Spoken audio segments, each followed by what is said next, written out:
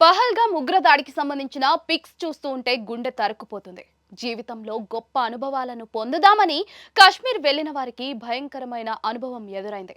మతం అడిగి మరీ భార్య కళ్ళ ముందే భర్తను చంపడం, హనీమూన్ కు వెళ్లిన జంటలో ఒకరిని కాల్చి పడేయడంతో శవం పక్కనే దిక్కులేని స్థితిలో కూర్చుని ఏడవడం, చావు నుంచి తప్పించుకునేందుకు పడిన పాట్లు, ఈ విషాద కథలన్నీ కూడా కంట నీరు తెప్పిస్తూ ఉన్నాయి. మంగళవారం 3 గంటల ప్రాంతంలో ఉగ్ర మూకల దాడిలో 26 మంది మృతి చెందారు. ఇప్పటికే ప్రధానమంత్రి మోడీ, హోంమంత్రి అమిత్ షా దీనిపై స్పందించారు. బాధితులను పరామర్శించిన అమిత్ షా ఉగ్రవాదులను మట్టుబెట్టే వరకు కూడా నిద్రపోమని హామీ ఇచ్చారు. బాధిత కుటుంబాలకు ప్రభుత్వాలు ఎక్స్ గ్రేషియా ప్రకటించాయి. ఈ ఘటనపై సోషల్ మీడియాలో పెద్ద ఎత్తున చర్చ జరుగుతోంది. హిందూ, ముస్లింలు ఐక్యంగా ఉంటే ఇలాంటి ఘటనలు పునరావృతం కావని, అందరూ కలిసికట్టుగా ఉండాలని సూచిస్తూ ఉన్నారు.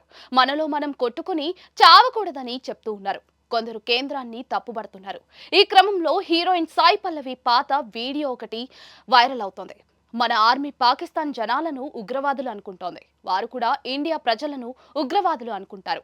ఇదే హింసకు దారితీస్తోంది. మనం ఆలోచించే విధానం అలాంటిది అన్నట్లుగా చెప్పుకొచ్చింది. దీంతో ఈమెకు బుర్రుందా, ఏం మాట్లాడుతుంది, అసలు నేషనల్ క్రష్ ఎలా అయింది అని ఏకి పారేస్తున్నారు నెటిజన్లు.